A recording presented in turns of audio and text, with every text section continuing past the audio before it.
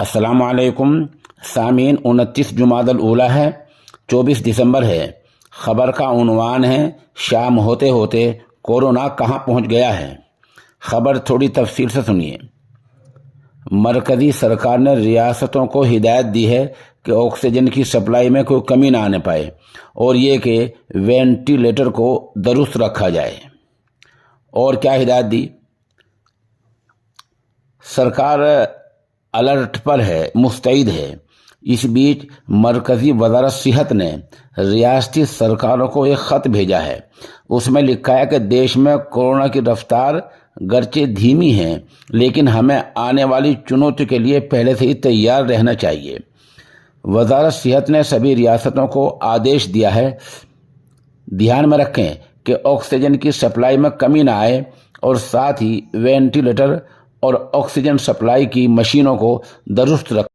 اس سے پہلے مرکزی وزیر صحت ڈاکٹر منسکھ مانڈویا نے کہا تھا کہ چین، جاپان، جنوبی کوریا، ہانگ کانگ اور تھائی لینڈ سے آنے والے مسافروں کے لیے RT-PCR ٹیسٹ لازمی ہوگا، یعنی ان ملکوں کے کسی بھی مسافر میں اگر کووڈ-19 کے اثر پائے جاتے ہیں یا ان کی رپورٹ پازیٹیو آ جاتی ہے تو ان لوگوں کو کوارنٹین کیا جائے گا۔ کوارنٹین کا مطلب آپ کو پتہ ہی ہے، سب سے علیحدہ کیا جائے گا اور کہیں 14 دن کے علیحدہ رکھا جائے گا۔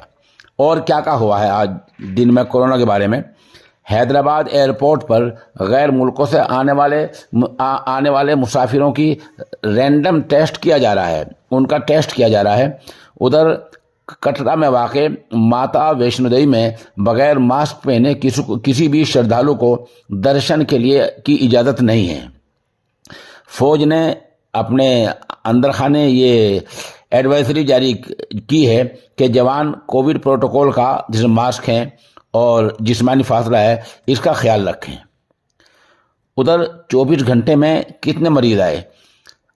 وزارت صحت کے آنکڑوں کے مطابق، اعداد شمار کے مطابق پچھلے 24 گھنٹوں میں 201 نئے معاملے ہندوستان میں